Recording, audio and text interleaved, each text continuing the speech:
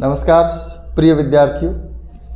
वरिष्ठ अध्यापक भर्ती परीक्षा के पाठ्यक्रम में एक रचना हमारे पाठ्यक्रम में है, रामधारी सिंह दिनकर द्वारा रचित कुरुक्षेत्र। उसका प्रथम सर्ग हम पढ़ रहे हैं। हिंदी साहित्य के इतिहास में हमने इसकी चर्चा की है और हमने बात की है कि किस तरह से दूसरे विश्व युद्ध के बाद ये रचना लिखी गई। 1945 में दूसरा विश्व युद्ध समाप्त होता है, उसके बाद में इस रचना वो असल में ये इसका ढांचा है या विचार है, वो हो सकता है कवि के दिमाग में पहले आ चुका हो, क्योंकि कवि ने भूमिका में एक चर्चा की है कि इससे पहले उन्होंने कलिंग विजय नामक एक रचना लिखी थी, एक कविता लिखी थी। कलिंग विजय, अशोक कलिंग पर विजय प्राप्त करने के बाद में बुद्ध धर्म की ओर या बौद्ध धर्म की ओर अग्रसर हो जाते हैं। उनके मन में हिंसक भावना की बदौलत या हिंसक भावना की बनिस्पत करुणा का भाव जागृत हो जाता है। तो युद्ध एक पूरे विश्व के लिए एक विभीषिका है और ऐसा माना जाता है कि युद्ध का जिम्मेदार कौन है। असल में यही सवाल उठाया इस रचना में उठाया गया है कि इस सवाल की पड़ताल इस रचना में की गई कि कौन है युद्ध का जिम्मेदार। पूरा कुरुक्षेत्र हम नहीं पढ़ेंगे तब तक हम पूरी बात को नहीं जान पाएंगे, लेकिन इतना हम समझते हैं कि जब युद्ध होता है तब उसमें दो पक्ष होते हैं। एक वो पक्ष होता है जो अन्यायी है, अत्याचारी है। दूसरा वो है जिसका हक है और जिसको वाजिब मांगों पर भी उसकी सुनवाई नहीं होती।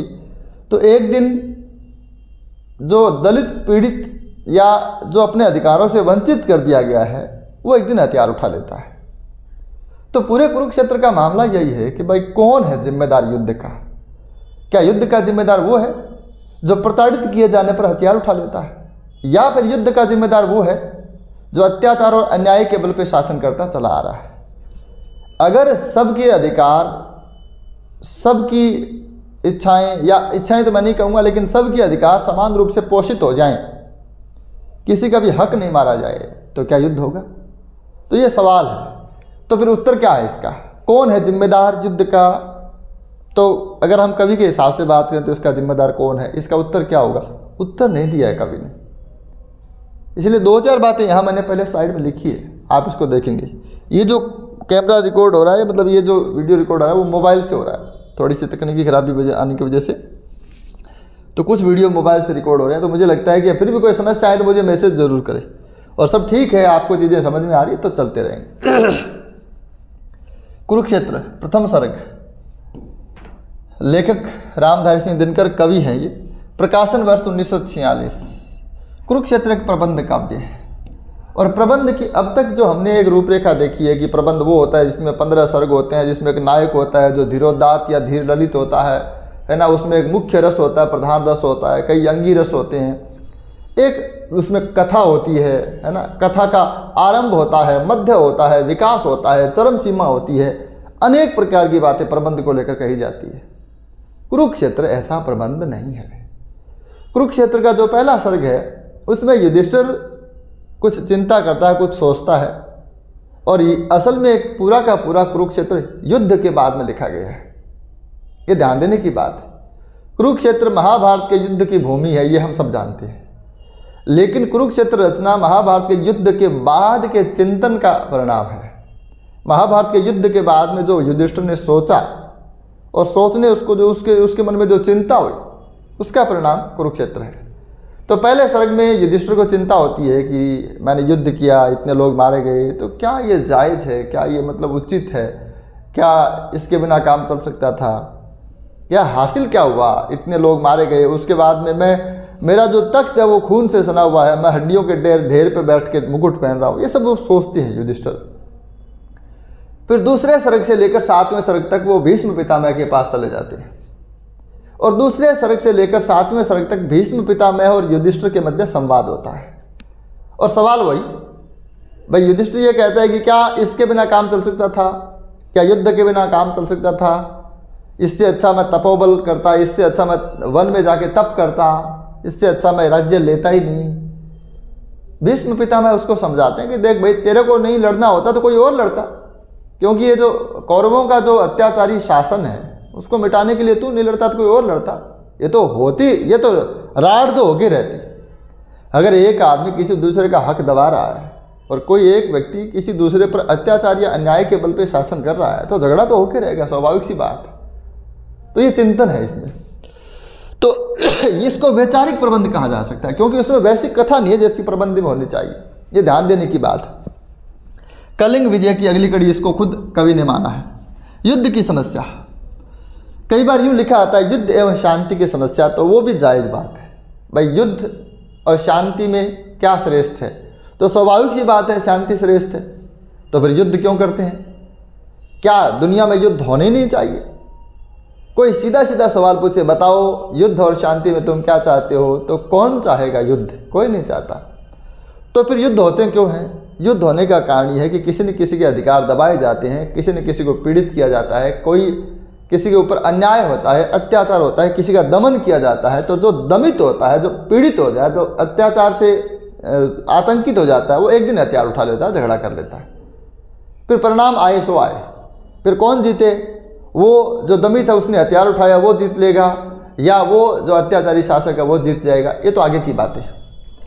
लेकिन बात युद्ध की समस्या है, लेकिन युद्ध और शांति की समस्या है तो अभी आप सही कर सकते हो। जिम्मेदारी किसकी है? ये सवाल है। रचना में सवाल ये है, इस बात पे बार बार फोकस किया है कवि ने कि मैं किसी भी प्रकार का समाधान नहीं दूंगा, मैं केवल सवाल उठाऊंगा। छठा सर्ग क्षेपक है। क्षेपक किस अर्थ में? क्षेपक किसको कहा जाता है? क्षेपक शब्द का प्रयोग हमने तब किया था जब हम रासो आदि पढ़ रहे थे। उसके बाद में भी हम इसका पद्मावत के संबंध में हमने इसकी चर्चा की है। क्षेपक वो हिस्सा होता है जो किसी रचना में बाद में जोड़ दिया जाता है, पीछे से जोड़ दिया जाता है, या मूल रूप से वो रचना का वो हिस्सा नहीं होता। मूल रूप से क्षेपक जो होता है उस रचना का हिस्सा नहीं होता, वो फिट किया जाता है कहीं बीच में। तो छठा सर्ग है वो पूरा का पूरा एक प्रकार से विचार है। रामधारी सिंह दिनकर कहते हैं कि छठे सर्ग का महाभारत के कुरुक्षेत्र से ज़्यादा लेना देना नहीं है। ये सारा का सारा मेरे मस्तिष्क की, मेरे विचार में जो उथल पुथल है वो उसकी उपज है। असल में छठा सर्ग में मेरे ही संशय, मेरे ही प्रश्न, वही मेरे ही विचार वही उठ रहे हैं ज़्यादातर। तो उसका महाभारत से ज़्यादा लेना देना नहीं है। वहाँ भीष्म पितामह युधिष्ठिर के अलावा कोई और पात्र होते तो बातें वही होती जो दिनकर ने कही है। इसका मतलब छठा सर्ग कवि की स्वयं की एक प्रकार से आत्मा अभिव्यक्ति कही जा सकती है। तो इसलिए कहा गया कि छठा सर्ग क्षेपक है। और ये जो भूमिका है कुरुक्षेत्र की, हालांकि भूमिका से सवाल नहीं आते, सेकंड ग्रेड तक रचनाएं जो पाठ्यक्रम में है, कभी कभी मैं ये भी देखता हूँ कि विद्यार्थी वो भी पढ़ते हैं, गाइड वगैरह में दिया रहता है कि कुरुक्षेत्र के बारे में किस आलोचक ने क्या कहा, कुरुक्षेत्र में क्या क्या। आपके कुरुक्षेत्र का प्रथम सर्ग पाठ्यक्रम में है तो प्रथम सर्ग से ही प्रश्न आएगा। कुरुक्षेत्र से 2-3 प्रश्न ऐसे बन सकते हैं जहाँ थोड़ी संशय रह सकते हैं, क्योंकि कुरुक्षेत्र असल में विचार की बात है, डेटा नहीं है यहाँ पे। इसलिए कुरुक्षेत्र में अच्छा प्रश्न बनने की संभावना रहती है। इसलिए अपने इसको आराम से डिस्कस करेंगे, बढ़िया तरीके से इसको समझेंगे। और हालांकि इसमें अनुवाद की जरूरत नहीं, इसमें विचार की जरूरत है। अनुवाद तो आपके सामने होगा। तो भूमिका में एक पंक्ति दी गई है, मुझे वो पंक्ति ठीक लगी इसलिए मैं आपको लिखवा रहा हूँ। हो सकता है परीक्षा में नहीं पूछी जाए, लेकिन इसमें कोई ज़्यादा जोर भी नहीं आएगा। रामधारी सिंह दिनकर कहते हैं कि अंत में एक निवेदन और, कुरुक्षेत्र के प्रबंध की एकता उसमें वर्णित विचारों को लेकर है। कुरुक्षेत्र के प्रबंध की एकता उसमें वर्णित विचारों को लेकर है, कथा को लेकर नहीं है। प्रबंध की एकता कथा सूत्र को लेकर होती है, लेकिन यहाँ प्रबंध की एकता विचारों को लेकर है, क्योंकि यहाँ पे कथा है ही नहीं। दरअसल इस पुस्तक में मैं प्राय सोचता ही रहा हूँ, तो घटनाक्रम है ही नहीं, सारी बातें सोचने की है। भीष्म के सामने पहुंचकर कविता जैसे भूल सी गई हो। भीष्म के सामने पहुंचे कौन? युधिष्ठिर। एक बात गौर करने की है कि युधिष्ठिर है कौन? युधिष्ठिर किसका प्रतीक है? युधिष्ठिर तो एक प्रतीक है। इस काव्य में युधिष्ठिर एक प्रतीक है, लेकिन युद्ध के बाद में प्रत्येक व्यक्ति सोचता कि देखो क्या हासिल हुआ। अपराध हो, युद्ध हो, मारकाट हो, हिंसा हो, कोई भी अनैतिक कार्य हो, कोई भी नुकसानदायक कार्य हो, कोई भी मानवता को हानि पहुंचाने वाली चीज़ हो, कोई भी मानवता को शर्मसार करने वाली घटना हो, कोई भी इंसानियत को नुकसान पहुंचाने वाली घटना हो, उसके बाद में, क्योंकि वो उन्माद में हम कर तो देते हैं, लेकिन उसके बाद में हर एक व्यक्ति सोचता है, चिंतन करता है कि मैंने ये किया, हे भगवान मैंने ये क्या कर दिया। तो युधिष्ठिर उस प्रत्येक व्यक्ति का प्रतीक है जो युद्ध के बाद में चिंतन करता है, युद्ध के बाद में सोचता है। उस विवेकशील व्यक्ति का प्रतीक है। विवेकशील आदमी 2 तरह के हो सकते हैं। देखो पांडव 5 भाई है, यहाँ मैं थोड़ा सा बहकूंगा बार बार, क्योंकि कुरुक्षेत्र ऐसी चीज़ है जहाँ मतलब 2 और 2 4 नहीं है, वहाँ कितनी बातें हो सकती है। पांडव 5 भाई है, 5 में से केवल युधिष्ठिर ही यहाँ पर सोचता है कि ये मैंने क्या कर दिया। केवल युधिष्ठिर सोचता है, बाकी 4 क्यों नहीं सोचते? क्योंकि 4 अभी भी उन्माद में है, अभी भी नशे में, अभी भी पागलपन में। युद्ध एक पागलपन है जहाँ मारा जाता है, काटा जाता है, जहाँ किसी प्रकार की बातें सोची नहीं जाती। तो वहाँ भीम है, अर्जुन है, नकुल है, सहदेव है, वो अभी भी जश्न मना रहे हैं। तो 2 प्रकार के व्यक्ति हो सकते हैं। युद्ध करने के बाद में अपनी जीत का जश्न मना सकते हैं, अपनी जीत को लेकर मतलब इतने उत्साहित हो जाते हैं कि वो सोचते ही नहीं कि हमने किस किस को मारा, किस किस को काटा, कौन सी और किस किस को मारने से कौन कौन सी महिलाएं वो विधवा हो गई, कौन सी महिलाएं अपने बच्चों से रहित हो गई, कौन से बच्चे अनाथ हो गए। ये सब बातें मतलब नहीं सोचेंगे वो। तो कुछ उन्मादी लोग होंगे जो इस प्रकार की बातें नहीं सोचेंगे, लेकिन विवेकशील प्राणी ये सोचेगा कि युद्ध का परिणाम कितना सही कितना गलत, युद्ध के बाद में जो हासिल हुआ वो कितना उचित कितना अनुचित, ये बात वो जरूर सोचेगा। ये गौर करने की बात है। तो यही सबसे खास बात है कि भाई युधिष्ठिर है वो उस प्रत्येक विवेकशील प्राणी का प्रतीक है जो ऐसे नाश के बाद में, ऐसे ध्वंस के बाद में चिंतन करता है। चिंतन करने के बाद में वो किस परिणाम पे पहुंचेगा ये यहाँ तो बताया नहीं गया है। ये तो आप खुद सोचें तो सोचें।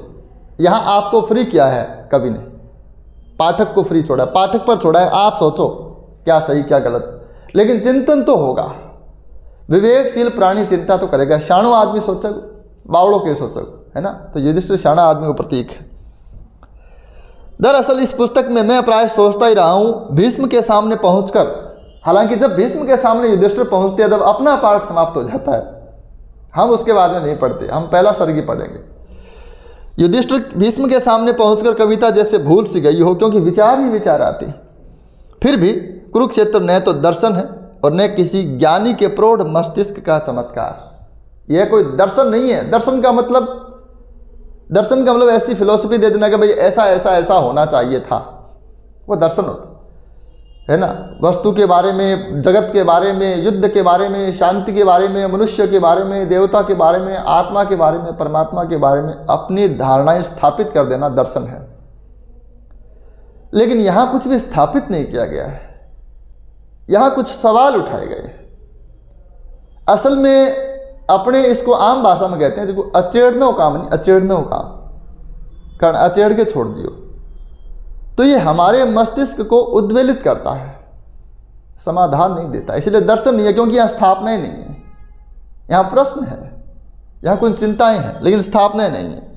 तो न तो ये दर्शन है, न किसी ज्ञानी के प्रौढ़ मस्तिष्क का चमत्कार। यह तो अंततः एक साधारण मनुष्य का शंकाकुल हृदय। यहाँ पूरा का पूरा कुरुक्षेत्र एक प्रकार से मूल रूप से हमारे सामने आता है। साधारण मनुष्य का शंकाकुल हृदय। शंकाकुल हृदय का मतलब है जिसमें सवाल हैं, जो कुछ जानना चाहता है, जो सोचता है, जो उधेड़ बुन में है, जो असमंजस में है, जो सोचता है कि मैंने सही किया या गलत किया, इसका परिणाम आया जो ठीक है या मतलब ठीक नहीं है या गलत है। ये सब जो वो बातें सोचता है वो शंकाकुल हृदय है। जो आदमी एक प्रकार से मानसिक उन्माद में है, वो हजारों लोगों को काट कर भी मस्त हो रहा है, खुश हो रहा है और बड़ा प्रफुल्लित हो रहा है ना। हारने वाला गया, जीतने वाला भी उन्माद में बड़ा प्रफुल्लित हो जाता है, भूल जाता है कि कितने हजारों लोगों की जानें गई और उनकी गई जो इसके जिम्मेदार नहीं थे। खास बात क्या है युद्ध की? युद्ध में मारे भी वो जाते हैं जो युद्ध के जिम्मेदार नहीं है। कोई राष्ट्रपति, कोई राष्ट्र अध्यक्ष, कोई सेनाध्यक्ष, कोई राजा, कोई सामंत युद्ध में मारे जाते हैं, लेकिन उतने नहीं मारे जाते जितने सैनिक मारे जाते हैं। सैनिक बेभाव मारे जाते हैं। और एक खास बात यह भी है कि कोई सैनिक का मारा जाना केवल सैनिक की मौत नहीं है, उसके पूरे घर की मौत है। अगर कोई आदमी 5 दिन बीमार हो जाए तो भी उसकी लाइफ में फर्क पड़ता है। तो कल्पना करें कि कोई आदमी जिंदगी भर से चला जाए उस घर से, तो उस घर के ऊपर क्या मतलब फर्क पड़ता है। आजकल जैसे कोई मतलब शहीद होता है तो मैं देखता हूँ कि हमारे यहाँ मतलब शहीद अमर रहे, है ना, और शहीदों की चिताओं पर लगेंगे हर वर्ष मेले, मतलब ये सब बातें कही जाती है और स्टेटस लगाए जाते हैं। और देशभक्ति गानों के साथ जोड़ जोड़ के स्टेटस लगाए जाते हैं। और उस दिन जब शहीद की मतलब हमारे घर में गांव में जब उसका शव जब आता है, डेड बॉडी उसकी जब आती है, तो गांव में पूरा रंगारंग प्रोग्राम होता है, डीजे बजता है और उसके मतलब आसपास लोग जाते हैं उसके, है ना, अंतिम यात्रा में उसके शामिल होते हैं, स्टेटस लगाते हैं। 2 दिन बाद में भूल जाते हैं और मुझे लगता है कि पल भर में ही भूल जाते हैं।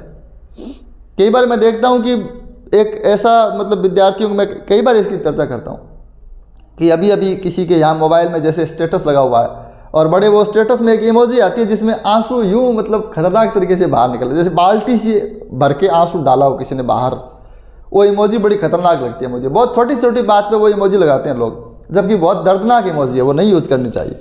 वो तब करनी चाहिए जब प्रलय आ गई हो संसार में, इतने आंसू तो तभी बहेंगे मुझे लगता है।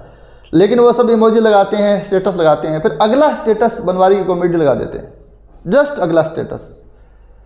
तो कैसी उनके मन में भावना रही होगी। लेकिन हम कह देते हैं कि भाई वो शहीद हो गया, उनकी वो अमर हो गया, तो ऐसा 1-2 अपने घर में भी अमर कर लो, कोई करना चाहे तो कर सकता है।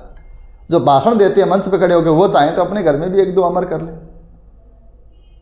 तो इसीलिए कवि युधिष्ठिर को लेकर नहीं आया यहाँ पे। युधिष्ठिर तो बड़ा आदमी है, भीष्म पितामह बड़े आदमी, कौरव पांडव सब बड़े आदमी। कवि सामान्य को लेकर आता है, किसी विशेष को लेकर नहीं आता। ये गौर करने की बात। कवि साधारण मनुष्य को लेकर आया है इस कुरुक्षेत्र के माध्यम से, और जो सवाल उठ रहे हैं, जो चिंताएं उठ रही है, जो आशंकाएं उठ रही है, जो उधेड़बुन है, जो असमंजस है, वो साधारण मनुष्य का है, युधिष्ठिर का नहीं है। इसलिए इस भूमिका से इस बात को रखने से कई बातें स्पष्ट हुई, इसलिए मैंने रखा इसको। परीक्षा में भले ही नहीं पूछे इसको, लेकिन यह तो अंततः एक साधारण मनुष्य का शंकाकुल हृदय है। भावनाएं हैं साधारण मनुष्य की, जो मस्तिष्क के स्तर पर चढ़कर बोल रही है। भावनाएं मस्तिष्क के स्तर पर चढ़ के बोलने का मतलब क्या होता है? चिंतन करना, सोचना, मनन करना, सवाल उठाना, प्रश्न करना, अपने किए पर विचार करना, यह सब उसमें हो रहा है। ठीक है, तो पहला सर्ग है, खड़ी बोली है, प्रथम सर्ग है। छंद आदि के बारे में विशेष ध्यान देने की आवश्यकता नहीं है, अलंकार आदि भी देखने की जरूरत नहीं है। कोई होगा विशेष तो मैं बता दूंगा। प्रश्न, पहला प्रश्न ये बन सकता है कि ये पंक्ति कहाँ से ली गई है? तो कुरुक्षेत्र खड़ी बोली में है, काफ़ी मतलब पहचान में आएगा सीधा अलग से। कुछ शब्द 2-4 आ सकते हैं, जो 2-4 शब्द ज़्यादा नहीं है। ठीक है, वह कौन रोता है वहाँ इतिहास के अध्याय पर। पहली पंक्ति एक सवाल है, हमने कहा था सवाल है इसमें। वह कौन रोता है वहाँ इतिहास के अध्याय पर, जिसमें लिखा है नौजवानों के लहू का मोल है, प्रत्येक किसी बूढ़े कुटिल नीतिज्ञ के व्यवहार का, जिसका हृदय उतना मलिन जितना कि शीर्ष वलक्ष है। चाय पी लेता हूँ मैं ना।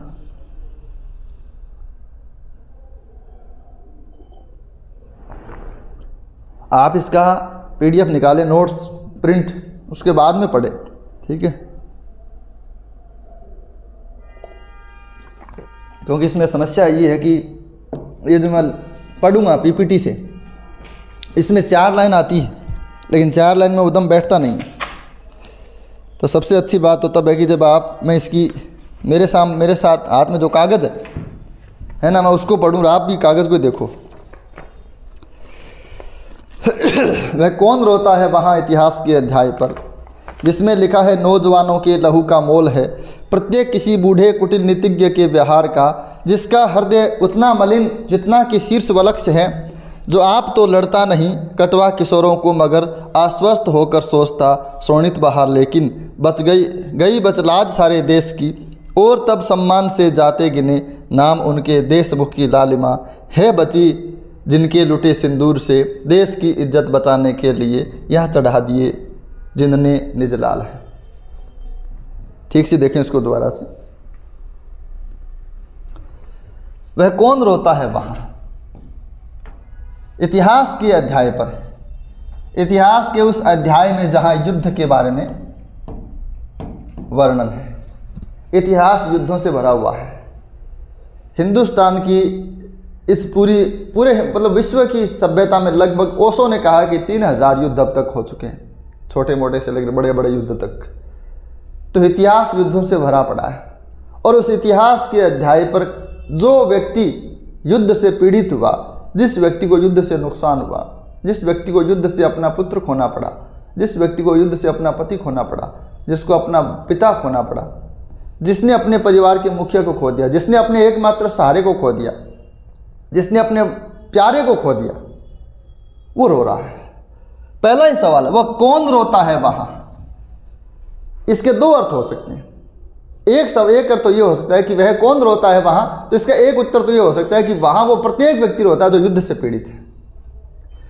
वो प्रत्येक व्यक्ति रोता है जो युद्ध का जिम्मेदार न होते हुए भी युद्ध को उसने झेला है, वो रोएगा। और दूसरा, इंसानियत रोती है, मानवता तार तार होती है ना, नैतिक मूल्य रोते हैं, सच्चाई रोती है, ईमानदारी रोती है, ये सब रोते हैं। तो इसको एक शब्द में कहा जा सकता है सत्य, कि वहां पे सत्य रोता है। क्योंकि युद्ध में सत्य की जीत नहीं होती। युद्ध में अलग कूटनीतियां चलती है, अलग छल छद्म व्यवहार, कपट, अलग प्रकार की चालें, ये सब चलते हैं। तो युद्ध में सत्य रोता है। तो कौन से इतिहास के कौन से अध्याय पर? उस अध्याय में जहां युद्ध का वर्णन है, उस इतिहास का वो पन्ना जिसमें युद्ध भरे पड़े, उस पन्ने पर कौन रो रहा है? वो प्रत्येक व्यक्ति रोता है। वो प्रत्येक व्यक्ति रोता है जो युद्ध के कारण अपने जीवन में कठिनाइयां झेल रहा है। चाहे वो कोई भी हो, चाहे वो स्त्री हो, कोई बच्चे हों, वो पिता हो सकता है, वो पुत्र हो सकता है, कोई भी हो सकता है। जिसमें लिखा है नौजवानों के लहू का मोल है। नौजवानों के लहू का मोल किसमें लिखा है? इतिहास के उस अध्याय में लिखा है जिसमें युद्धों का वर्णन है, जिसमें लिखा है नौजवानों के लहू का मोल है। नौजवानों के लहू का मोल क्या हो सकता है? क्या किसी की मांग का सिंदूर हो सकता है? क्या किसी बच्चों का अनाथ होना वो मोल हो सकता है? क्या किसी माँ के आंचल का मोल हो सकता है? क्या किसी व्यक्ति के प्राणी का क्या मोल होगा? किसी मनुष्य के प्राणों का क्या मोल होगा? यही बात कवि कहना चाहता है कि उसमें लिखा है, उस इतिहास के उस अध्याय में जहाँ युद्धों का वर्णन है, वहाँ लिखा हुआ है, क्या लिखा है? नौजवानों के लहू का मोल है। मोल किसको कहते हैं हम? मोल हम उसको कहते हैं जो हम चुकाते हैं। आपने 1 किलो आलू लिए, उसके बदले में आपने जो चुकाया वो उसका मोल है। युद्ध हुआ, उस युद्ध के बदले में आपने जो चुकाया अपने घर से, आपका बेटा, आपका भाई, आपका पैसा, आपका सुकून, आपका सुख, आपका जीवन, जो आपने चुकाया, वो सब क्या है? मोल है। प्रत्येक किसी बूढ़े कुटिल नीतिज्ञ के व्यवहार का, व्यवहार नहीं है ये, व्याहार है, व्याहार। और इसका मतलब होता है वचन। एक खास बात हमें ध्यान देने की है कि युद्ध जब होता है तो युद्ध का एक नेता होता है, सेनापति होता है, या कोई राजा होता है। वो सीनियर होगा, वो वरिष्ठ होगा, वो पद में या प्रतिष्ठा में या कुर्सी में सबसे ऊंचे ओहदे पर होगा, और वो सब लोगों को पुकारेगा और कहेगा, चलो मातृभूमि तुम्हें बुला रही है, बलिदान देने का वक्त आ गया है। देखो, ठीक से बातों को समझना, शुरुआत के 10 लाइन समझने के बाद में बहुत ईजी होगा सब।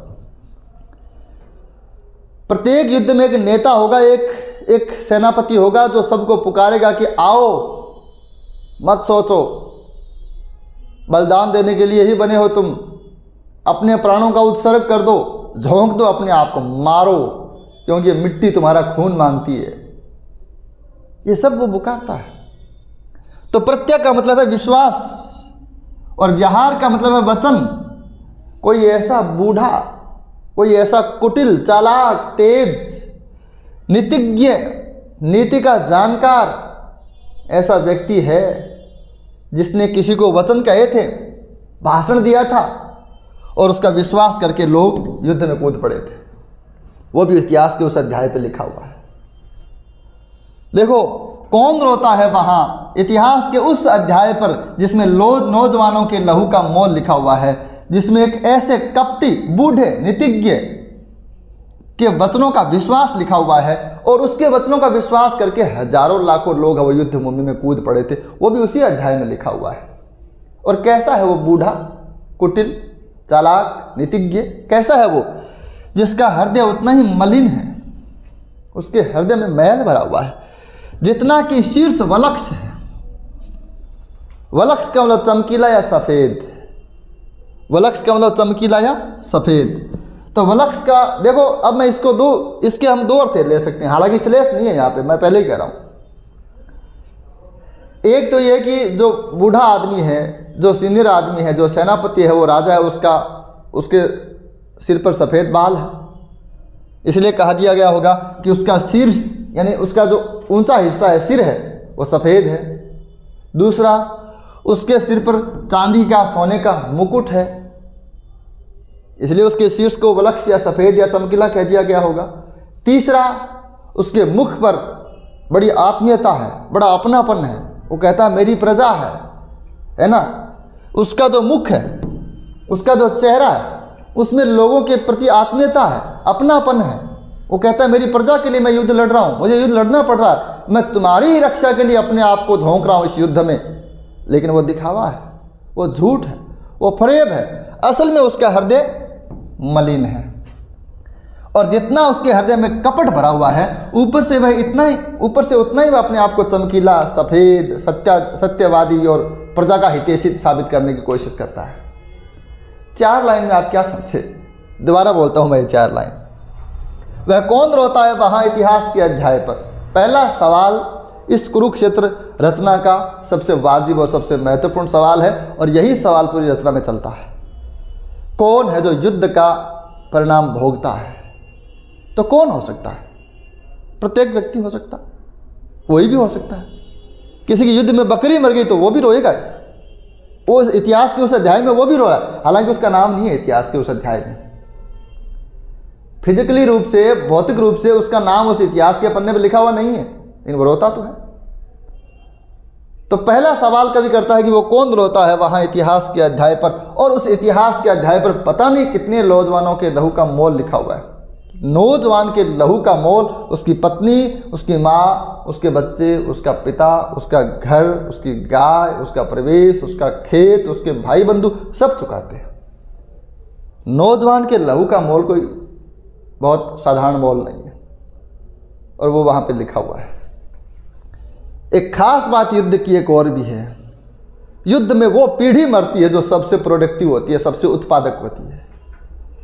युद्ध में बूढ़े लोग नहीं मरते, क्योंकि युद्ध में बूढ़ों का काम ही नहीं है। छांट छांट के जवानों को लिया जाता है, फिट हो, है ना, पूरी जांच की जाती है फौजियों की। आर्मी की भर्ती लेने से पहले इतनी गहन जांच होती है, सबसे फिट, बीमार हो नहीं चाहिए, किसी अंग में खराबी है नहीं चाहिए, हटाओ। जो दौड़ नहीं सकता, जो उठक बैठक नहीं लगा सकता, जो फिजिकली फिट नहीं है, उसको बाहर निकालो। कौन चाहिए मरने के लिए? कौन चाहिए तुम्हें मरने के लिए? चाहिए फिट एंड फाइनल, तंदुरुस्त, चुस्त, हाइट में बढ़िया जवान अच्छे चाहिए। छांट छांट के लिए जाते हैं, और फिर उनको मरने के लिए युद्ध में झोंका जाता है। तो युद्ध में बूढ़ी पीढ़ी नहीं मिलती, युवा पीढ़ी, नौजवानों के लहू का मोल है।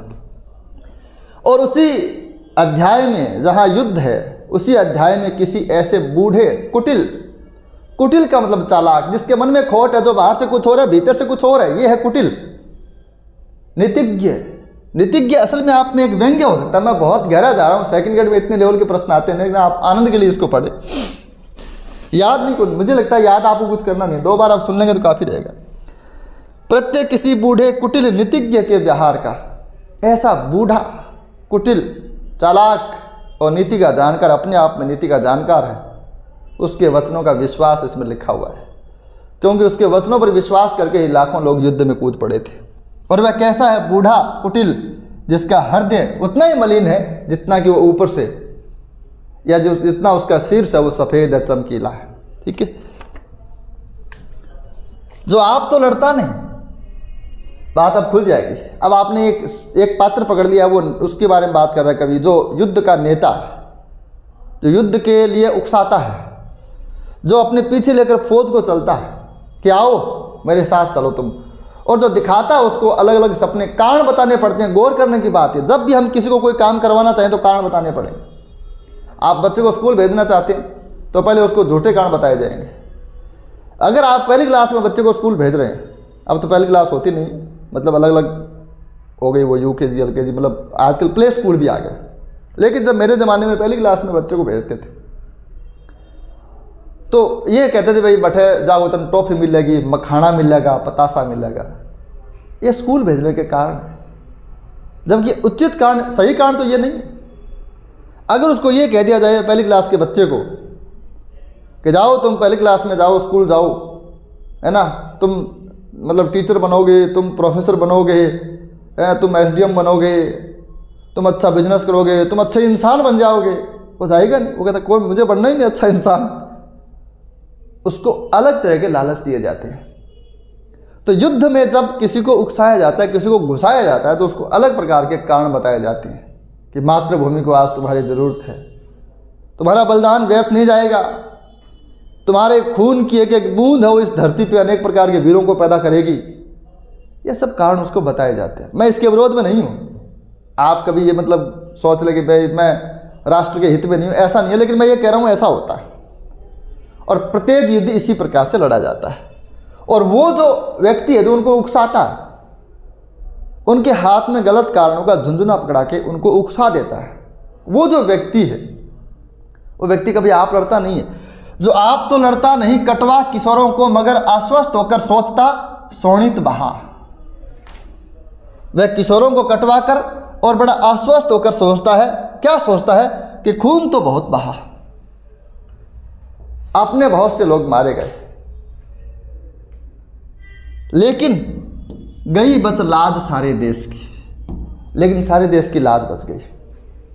यहाँ आपको जो व्याकरणिक दोष है ना, वो काफ़ी मिलेगा। एक क्रमत्व दोष जो होता है, मतलब जिसमें शब्दों का क्रम, वाक्य का जो क्रम है वो थोड़ा सा भंग हो जाता है, अन्वय ठीक नहीं होता। लेकिन गई बच लाज सारे देश की, सारे देश की लाज बच गई, इस प्रकार से होना चाहिए। गई बच की बजाय बच गई ऐसे होना चाहिए था, लेकिन ये आपको ऐसे दोष मिलेंगे काफ़ी। शोणित बहा, खून काफ़ी बहा, नुकसान बहुत हुआ, हमारे सैकड़ों जवान शहीद हुए, हजारों जवान शहीद हुए, लेकिन सारे देश की लाज बच गई क्योंकि हमने युद्ध जीत लिया है। अगर एक भूमि का टुकड़ा है ये, है ना, और इसके पास का कोई टुकड़ा एक और है, एक पास का टुकड़ा इधर है, एक इधर टुकड़ा है, ये सब भूमि के टुकड़े हैं, और इस भूमि के टुकड़े में रहने वाले लोग इनको मार के ये सोचें कि हमने अपने देश की इज्जत बचा ली, या इनको मार के सोचें कि हमने अपने देश की इज्जत बचा ली, तो मुझे लगता है कि इससे और ज़्यादा गलतफहमी क्या होगी। हम दो देशों के बारे में हम अच्छी तरह से जानते हैं, भारत और पाकिस्तान।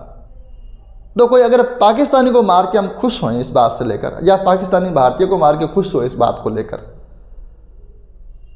और मतलब आराम से उस शान समझे इस बात को, तो क्या वो वास्तव में कोई शान है, कोई चीज़ है कि मतलब ये गलतफहमी? इस बात को लेकर भी यहाँ कवि एक प्रकार से चिंतन करता है। क्या कहता है आगे, ये तो आपको समझ में आ गई। ऐसा वो सोचता है जिसका हृदय मलिन है और शीर्ष वलक्ष है, और तब सम्मान से जाते गिने नाम उनके, और तब सम्मान से जाते गिने नाम उनके, और सम्मान से उनके नाम लिए जाते हैं। किसी को परमवीर चक्र दिया जाता है, किसी को मतलब कितने पदक दिए जाते हैं, उनकी पत्नियों को सम्मानित किया जाता है, उनकी माताओं को बुला बुला के पदक मेडल पहनाए जाते हैं, और फिर उनकी एक सूची बनती है बाकायदा, उनके याद में स्मारक बनते हैं, दिवस मनाए जाते हैं, ये सब बाकी रह जाता है। किन के नाम गिने जाते हैं? देश मुख की लालिमा है बची जिनके लुटे सिंदूर से। सिंदूर लाल रंग का होता है। देश मुख, असल में देश का कोई मुख होता नहीं, लेकिन अमूर्त को भी मूर्त रूप में लेके आता है कवि। लाज, लज्जा असल में मुख का विषय है, ये गौर करने की बात है। पहली बात तो आंखों का है, लेकिन आंखों के आगे जाए तो हम लज्जा मुख का है। कई बार हमने ये सुना होगा कि लाज के मारे उसका चेहरा लाल हो गया। तो एक खास बात यह है कि लज्जा का संबंध किससे है? चेहरे या मुख से है। और लज्जा का रंग कौन सा है? लाल है। तो देश का मुख और उसकी लाज, यानी देश के मुख की लालिमा, देश मुख की लालिमा यानी देश की लाज, देश की इज्जत किन से बची? लुटे हुए सिंदूर से बची। आप कल्पना करो कि कोई एक आदमी है जिसके सामने सैकड़ों स्त्रियां बैठी है और उन सैकड़ों स्त्रियों का सिंदूर पहुंच के वह देश के मुंह पे लगा रहा है और क्या कह रहा है कि इनका सिंदूर पहुंच जाए तो कोई फर्क नहीं पड़ेगा, देश की लाज बचनी चाहिए। बस यही युद्ध की स्थिति है। यहाँ कवि यही कहना चाहता है। कवि बहुत गहरी बातें कह रहा है। और तब सम्मान से जाते गिने हैं नाम उनके, और सम्मान से उनके नाम लिए जाते हैं। किन के नाम लिए जाते हैं? कि जिनके लुटे हुए सिंदूर से देश की लाज बचती है। और किन के नाम लिए जाते हैं? देश की इज्जत बचाने के लिए यह चढ़ा जिनने दिए निज लाल हैं। यहाँ किसी वीरांगना वीर की पत्नी की बात कर रहा है और यहाँ वीर की माता की बात हो रही है। सम्मान से उनके नाम लिए जाते हैं जिन्होंने अपने पति को, है ना, या उसका पति युद्ध भूमि में मारा गया। सम्मान से उनके नाम लिए जाते हैं जिसने युद्ध भूमि में देश की इज्जत बचाने के लिए अपने पुत्र को न्यौछावर कर दिया, चढ़ा दिए निज लाल है। उनके नाम गिने जाते हैं, उनको मंच पे बुलाया जाता है, उनको रोते हुए कांपते हुए हाथों में चैक पकड़ाए जाते हैं, उनके आसपास नारे लगाए जाते हैं। वो बेसुध रहती है, उनके मन में क्या है वो पहली बात तो कह ही नहीं पाती, कहने की स्थिति नहीं होती। लेकिन वहाँ इतना उन्माद होता है उस समय कि अगर वो कुछ कहे तो भी सुनने वाला कोई नहीं होता। यह युद्ध के बाद की स्थिति है। पूरी कविता भी युद्ध के बाद की है। ईश जाने, यहाँ बहुत गहरा सवाल कवि खड़ा करता है। ईश जाने देश का लज्जा विषय तत्व है कोई कि केवल आवरण, उस हलाहल सी कुटिल द्रोहाग्नि का जो कि जलती आ रही चिरकाल से, स्वार्थ लोलुप सभ्यता के अग्रणी नायकों के पेट में जठराग्नि सी। ईश जाने यानी ईश्वर ही जाने। जब हम कोई बात के बारे में ये कहते हैं कि ईश्वर ही जाने, भाई भगवान जाने, पता नहीं, है ना, भगवान जाने, जब हम ऐसा कहते हैं तो इसका मतलब है कि हम उस बात के संबंध में ठीक से किसी निष्कर्ष पर न पहुंचे हैं। अगर किसी बात पे हम ठीक पे निष्कर्ष पे पहुंच जाएं तब भगवान की जरूरत नहीं है। वह साधारण सी बात है। अगर मुझे किसी बात का ठीक पता हो तो फिर मैं जानता हूं, और अगर ठीक पता नहीं हो तो फिर भगवान जानता है। क्योंकि जब मुझे मालूम पड़ गया तो भगवान की क्या जरूरत है ना। भगवान मेरे निकम्मेपन को ही तो ढोता है। जब हम कहीं असफल होते हैं तो हम परमात्मा पे डालते हैं, ईश्वर पे डालते हैं, भाग्य पे डालते हैं। जब हम सफल होते हैं तो हमें परमात्मा, भाग्य, ईश्वर याद नहीं आते। तो यहाँ कवि, हालांकि दूसरी बात है जो मैंने कहा वो दूसरी बात है, यहाँ दूसरी बात है। कवि कहता है ईश जाने कि परमात्मा ही जानता है। वास्तव में अभी हमने पिछले बंद में हमने किसकी बात की? देश की मुख की लालिमा। देश मुख की लालिमा का मतलब है देश की लाज, देश की इज्जत।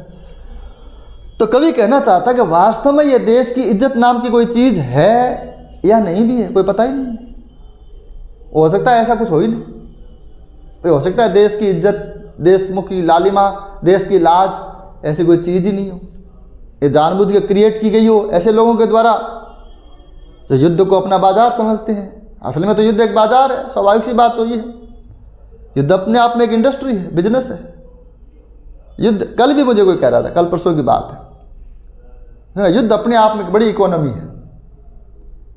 युद्ध जब होता है तो बहुत सारे हथियार, बहुत सारे औजार, अपने आप में चीज़ें ध्वस्त होती है, नए का निर्माण होता है, अपने आप में पूरी की पूरी इकोनॉमी डेवलप होती है युद्ध से भी। हालांकि वो मनुष्य को और मानवीयता को मार कर डेवलप होती है, लेकिन किसी न किसी को तो फायदा उससे पहुंचता ही होगा।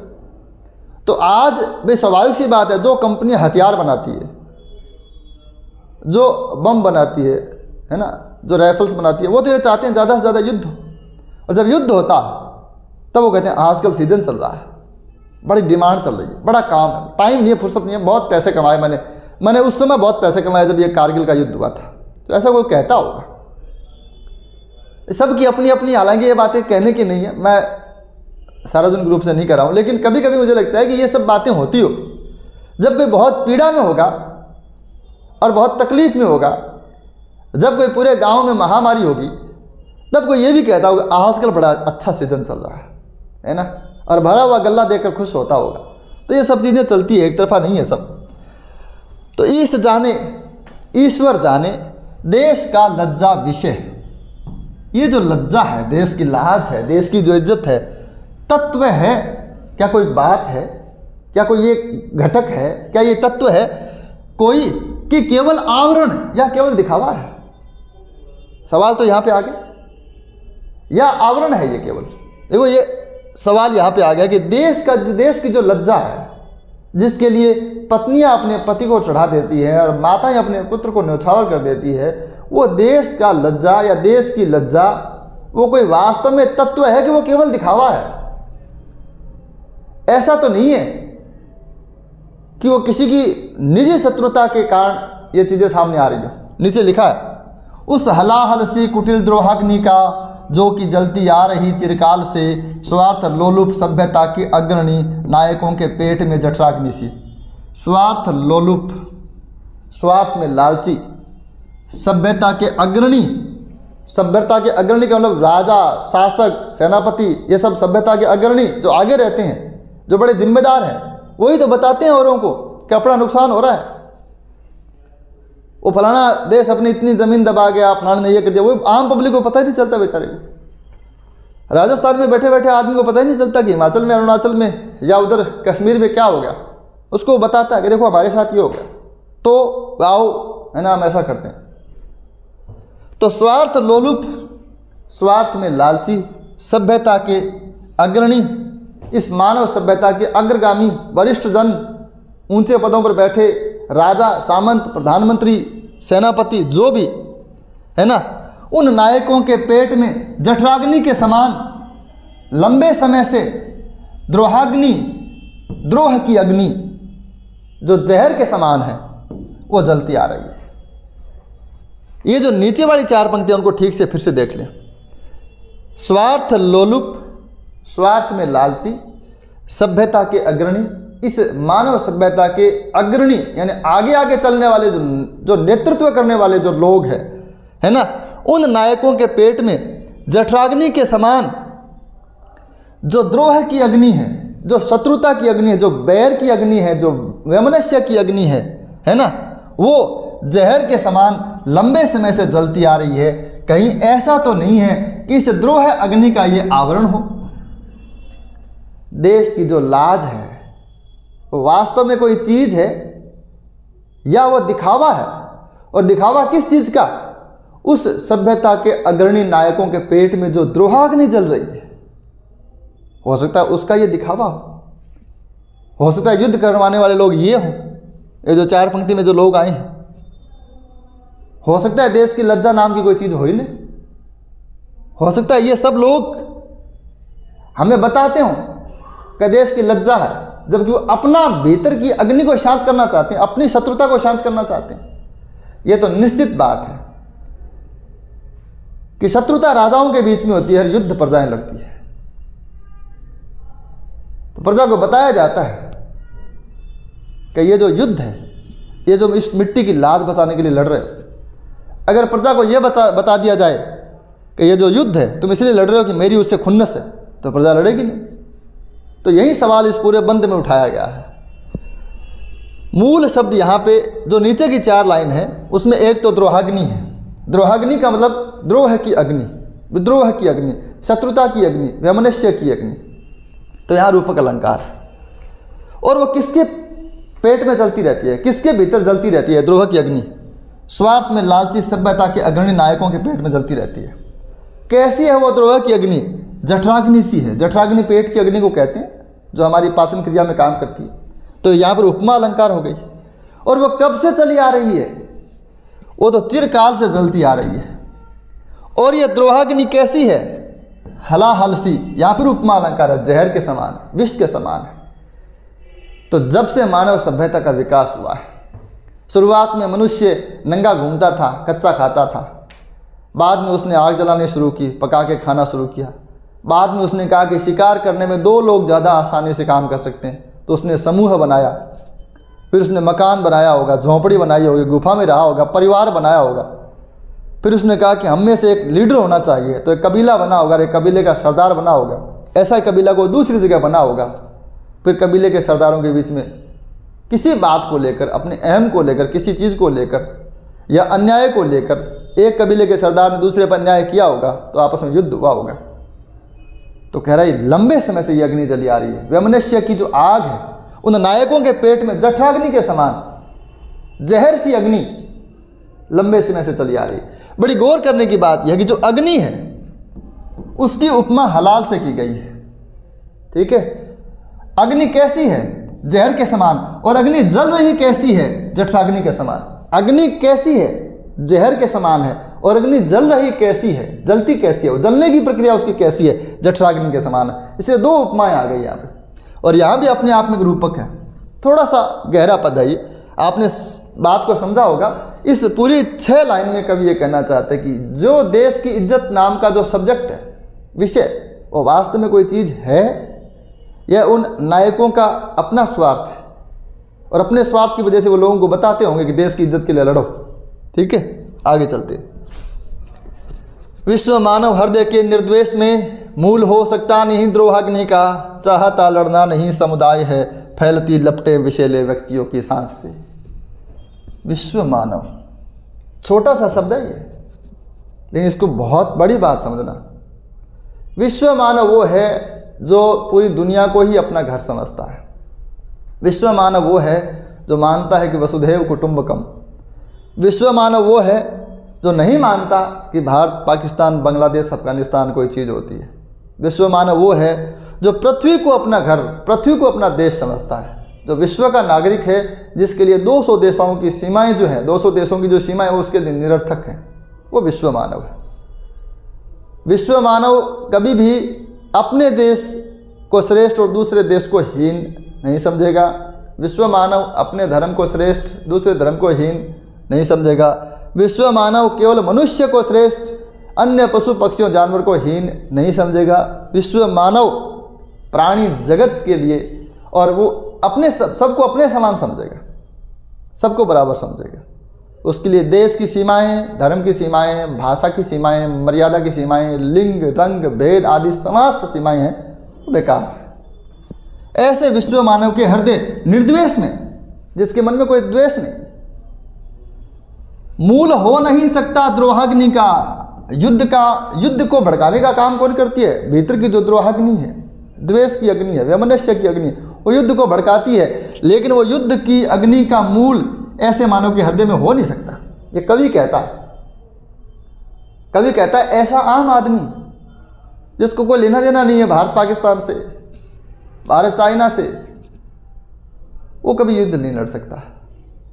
ऐसा आम आदमी जिसको मतलब बॉर्डर से ही लेना देना नहीं है, वो जानता ही नहीं है यूएनओ क्या है, उसमें क्या हुआ। ऐसे मुझे लगता है कि मेरे गांव में 5000 लोग रहते हैं लगभग। उन 5000 में से 4500 को नहीं पता होगा, या जिनको पता है तो फुर्सत नहीं है इस बारे में सोचने में। बहुत कम लोग, आजकल तो सोशल मीडिया का ज़माना आ गया, फिर भी सामने कुछ मैसेज आते रहते हैं तो लोग सोचते हैं। लेकिन बहुत सारे ऐसे सैकड़ों हज़ारों लोग हैं जो खेत जाते हैं, अपना काम करते हैं, अपने पड़ोसी से मतलब ज़रूर रखते हैं, लेकिन पड़ोसी देश से उन्हें लेना देना ज़्यादा नहीं है, और उन तक पहुँचता भी नहीं है। तो विश्व मानव के हृदय निर्द्वेष में मूल हो सकता नहीं द्रोहाग्नि का। ये जो युद्ध का कारण है द्रोहाग्नि, उसकी जड़ आम आदमी के हृदय में कभी भी नहीं हो सकती है। ऐसे विश्व मानव के हृदय में कभी नहीं हो सकती। चाहता लड़ना नहीं समुदाय है। समुदाय का मतलब समाज, आदमी। अच्छा, विशेष आदमी समाज में ज़्यादा है, आम आदमी ज़्यादा है? समाज में तो आम आदमी ज़्यादा है, विशेष तो बहुत थोड़े। तो क्या लड़ने वाले, लड़ाने वाले तो हैं कम, लड़ने वाले है ही नहीं, लेकिन लड़ाने वाले इस प्रकार का ढांचा तैयार करते हैं कि वो समुदाय है वो उसमें कूद पड़ता है, उसको पता ही नहीं चलता तेरे साथ क्या हो रहा है। तो चाहता लड़ना नहीं समुदाय है, फैलती लपटें विषैले व्यक्तियों की सांस से। फैलती लपटें, ये दिनकर की भाषा है। फैलती लपटें विषैले व्यक्तियों की सांस से। असल में सांस से लपटें निकलने का मतलब यहाँ उनको जहरीले सर्पों की एक संज्ञा दी गई है, ऐसा हम कह सकते हैं, क्योंकि लपटें जहर की लपटें। और विषैले व्यक्ति कौन होते हैं? जिसके मन में जहर भरा है, जिसके मन में द्रोहाग्नि भरी है, जिसके मन में दूसरे के प्रति शत्रुता भरी हुई, जिसके मन में ये बात है कि वो मेरे से ऊंचा क्यों है, वो मेरे से श्रेष्ठ क्यों है ना, या मैं श्रेष्ठ हूँ, वो मेरे कदमों में क्यों नहीं है। कई बार तो जो एक मतलब एक कॉम्प्लेक्स जो मन में आता है वो हो सकता है इस कारण से आ जाए कि वो मेरे से श्रेष्ठ क्यों है।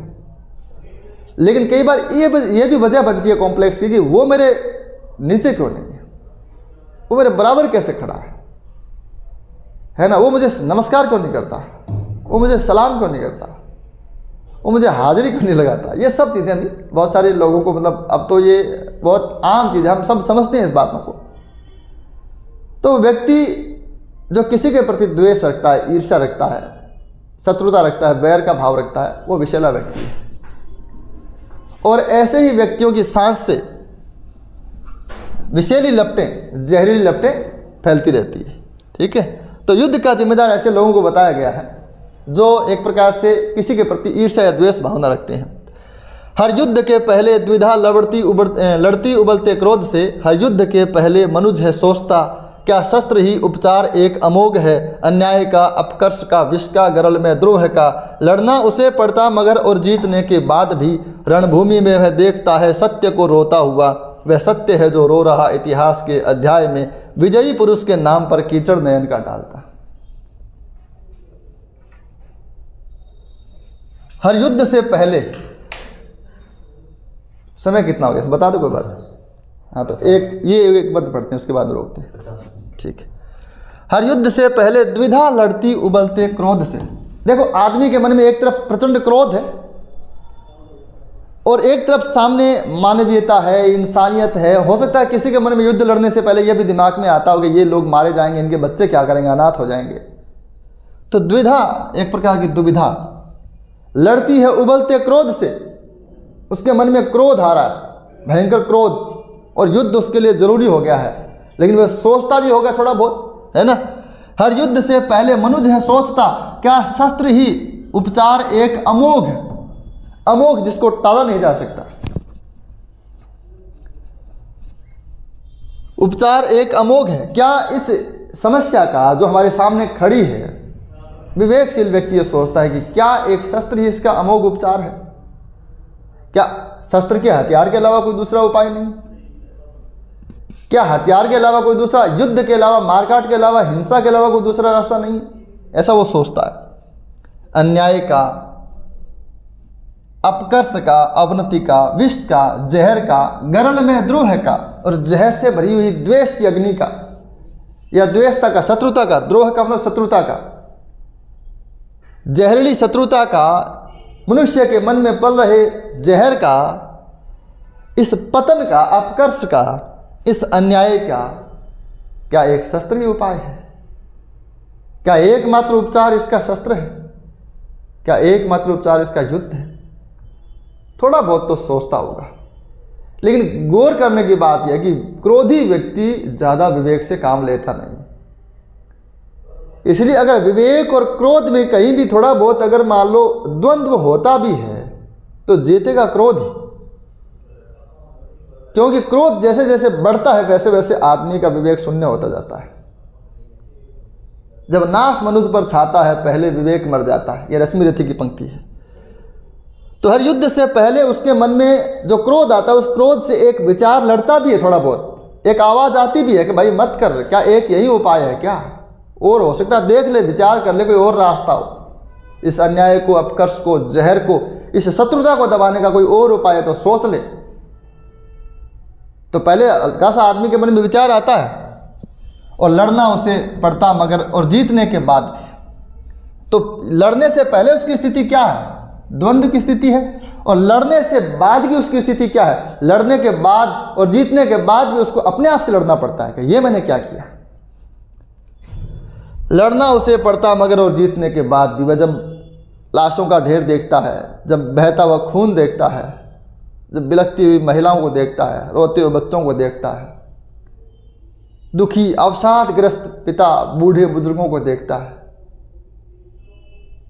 तब उसको लगता है कि यह हुआ क्या है, क्या परिणाम निकल के आया। झंडा मेरा जरूर ऊंचा हो गया, लेकिन समाज में इसका क्या परिणाम आया, मेरे आस पड़ोस के लोग, मेरी प्रजा में उसका क्या परिणाम आया। तो उसको लड़ना उसे पड़ता मगर, और जीतने के बाद। तो ताज़ा ताज़ा जब युद्ध होता है तब एक बार किसी भी नायक के मन में एक अवसाद जरूर आता है, लेकिन वह भूल जाता है जल्दी, क्योंकि जैसे दरबार में जाता है तो प्रजा के सारे दुख, समाज के सारे दृश्य गायब हो जाते हैं। दरबार में जय जयकार हो रही है ना, वहाँ सुरा और सुंदरी और मतलब जाम छलक रहे हैं, मुकुट पहनाया जा रहा है, जय जयकार की जाए, लोग यूं बस माथे पे हाथ ठोक रहे हैं, गर्व से भर जाता है और वो सारी बातें भूल जाता है। तो लड़ना उसे पड़ता मगर और जीतने के बाद भी रणभूमि में देखता है सत्य को रोता हुआ। पहला सवाल कवि ने पूछा था कि वह कौन है जो रो रहा है इतिहास के अध्याय में। यहाँ कवि उसका जवाब देता है कि वह सत्य है जो रो रहा है इतिहास के अध्याय में। हमने कहा था सत्य क्या है, असल में इसकी तो खोज मैं करूँगा नहीं, क्योंकि मैं कर नहीं पाऊँगा। सत्य की खोज मैं कैसे करूँ, बहुत उसके लिए मुझे लगता है पता नहीं कितने, मैंने ऐसा सुना कि पहाड़ों में जाना पड़ता है, गुफाओं में रहना पड़ता है। मेरे बड़े छोटे छोटे बच्चे हैं, भोले भी हैं साथ में। तो सत्य क्या है मैं इस बात पर नहीं जाऊँगा, लेकिन मैं ये कहना चाहता हूँ कि मनुष्यता, मानवीयता, इंसानियत, नैतिकता, ईमानदारी, विश्वास, प्रेम, सहयोग, समर्पण, ये सब मारे जाते हैं युद्ध में। युद्ध में जीतता कौन है? कपट, छल, है ना, और कुटिल चालें, हिंसा, प्रतिशोध, ये सब विजयी होते हैं। तो मैंने जो पहले नाम लिए 5-7 वो सत्य के प्रतीक है, उसमें सारा हम सत्य मिक्स कर सकते हैं। तो वह सत्य है जो रो रहा है इतिहास के अध्याय में, विजयी पुरुष के नाम पर कीचड़ नयन का डालता है। विजयी पुरुष की अंतरात्मा से एक आवाज़ आती है कि ये क्या हुआ, और वो रोता है। तो सत्य रोता है विजयी पुरुष के नेत्रों के माध्यम से, उसके आंसुओं के माध्यम से। कीचड़ नयन का, उसके नयन का, कीचड़ का मतलब आंसू है।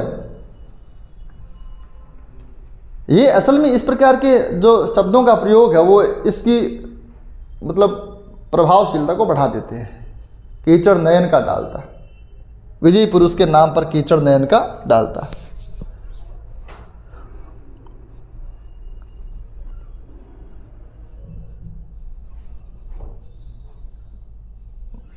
उस सत्य के आघात से है झंझना उठती शिराएं प्राण की है सहाय सी, सहसा विपंची पर लगे कोई अपरिचित हाथ जो, वह तिलमिला उठता मगर है जानता इस चोट का उत्तर न उसके पास है। उस सत्य के आघात से जब कोई युद्ध जीतता है और जीतने के बाद में विचार करता है कि हे भगवान, ये मैंने क्या किया, ये क्या हुआ, और इतने सारे लोग मारे गए, इन सब का जिम्मेदार कौन है? कहीं न कहीं मैं भी किसी को साथ लेके गया था लेकिन वापस लौटा के नहीं लाया। जब मैं किसी को युद्ध में साथ लेके गया था तो किसी की पत्नी ने तिलक लगाकर विदा किया था, लेकिन मैं उसको वहीं छोड़ के आया हूँ, है ना। मैं कितने ही लोगों की आंखों के सामने से कितनों को लेके गया था, लौटते समय वो आंखें मुझे देख रही है लेकिन वो लोग मेरे साथ नहीं है। ये सब जब वो सोचता है तो उसके मन में एक चोट लगती है कि ये मैंने क्या किया। इस चोट को कहा गया सत्य का आघात। तो है झंझना उठती शिराएं प्राण की असहाय की, तो उस योद्धा की जो जीत के लौटा है उसके प्राणों की असहाय शिराएं, उसकी नसें झंझना उठती है, उसके शरीर में एक उबाल आता है, उसके शरीर में एक खलबली मच जाती है। लेकिन वह जानता है कि इस चोट का उसके पास कोई उत्तर नहीं है। और जो उसके भीतर एक चोट लगती है, उसके भीतर जो सवाल खड़ा होता है, वह भीतर से उसके उथल पुथल मस्ती है। उसकी तुलना की गई है इस बात से कि जैसे वीणा पर कोई अचानक अनजाना आदमी हाथ मार दे तो कैसे स्वर करती है। वीणा पे कोई जानकार परिचित कोई स्वर साधक हाथ लगाएगा तो वीणा से संगीत निकलेगा, लेकिन अड़बंगी अनाड़ी व्यक्ति जो संगीत को नहीं जानता वो हाथ लगाएगा तो वीणा से कैसे स्वर निकलेंगे।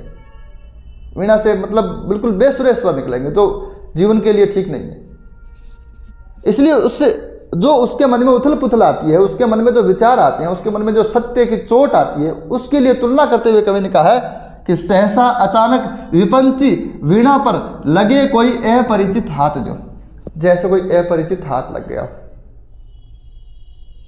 किसी अनाड़ी का हाथ वीणा पर लग गया। वह तिल मिला उठता मगर उसे बड़ा क्रोध आता है, वह हिल जाता है, उसका अस्तित्व हिल जाता है, लेकिन मैं जानता है इस चोट का उत्तर उसके पास कुछ भी नहीं है। तो आज इतना ही, धन्यवाद।